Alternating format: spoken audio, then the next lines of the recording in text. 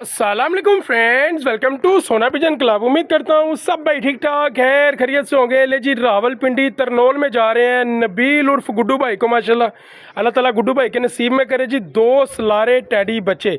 माशाल्लाह इनकी पैकिंग करने लगा था आपका भाई, ये बॉक्स शॉक्स आ गया, ठीक है, अच्छी से करके इनकी पैकिंग करते हैं।